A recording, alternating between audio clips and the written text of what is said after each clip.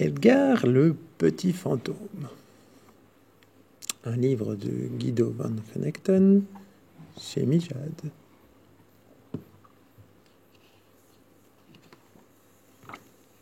Un grand livre.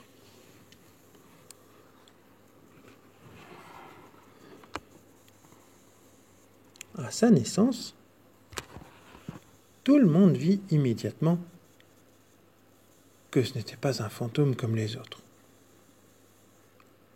Tu t'appelleras Edgar, dit son papa. Edgar grandit vite. Un jour, comme tous les petits fantômes, il dut aller à l'école.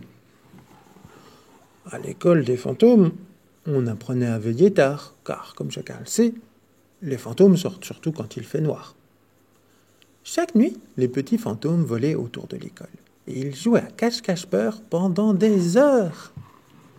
Edgar aimait bien jouer avec ses amis, mais parfois il restait seul dans sa chambre, et il rêvassait. Edgar adorait les leçons pour apprendre à voler, et aussi les cours sur l'histoire des fantômes. Mais il n'aimait pas du tout la classe du directeur. Celui-ci voulait faire de ses élèves de vrais fantômes. Un soir, il leur montra ce qu'il entendait par là. « Ouh, ouh, ouh » hurla le directeur d'une voix horriblement lugubre. « Ouh » cria Annabelle. « Ouh, ouh, ouh » dit Sébastien d'une voix tremblante. « Ouh » essaya Léonard à son tour. « Ouh, ouh » répéta Isabelle. « Ouh » gronda Philippe. « Ouh, ouh, ouh » balbutia Edgar. Tout le monde éclata de rire, sauf le directeur.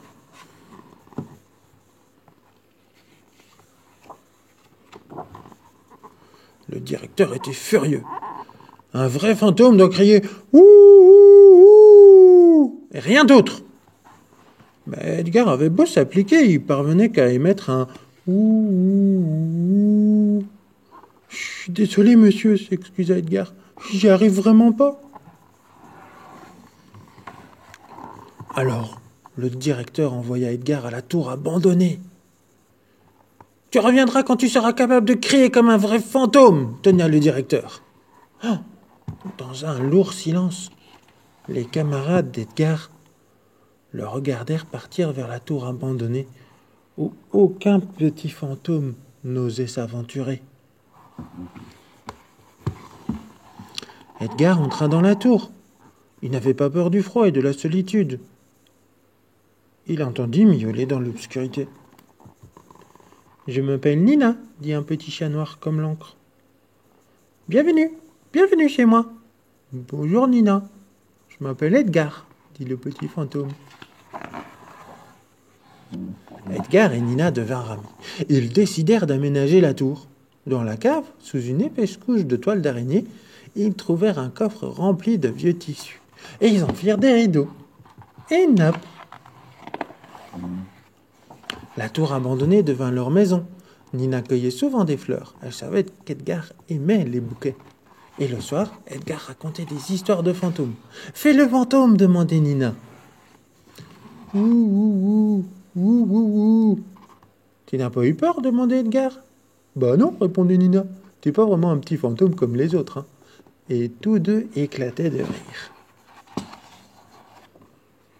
Et les autres fantômes, ils étaient maintenant capables de prendre des airs horriblement lugubres et de hurler comme de vrais fantômes.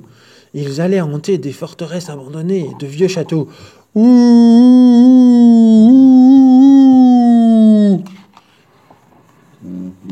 Mais quand ils en avaient assez de faire peur, les jeunes fantômes aimaient beaucoup se rendre à la tour abandonnée. Edgar et Nina les accueillaient toujours avec du thé et des biscuits maison. Chez eux, tout était joyeux. Et au lieu de hurler d'un ton lugubre, pour les remercier, les petits fantômes criaient gaiement « Ouh, ouh, ouh, ouh ». Voilà.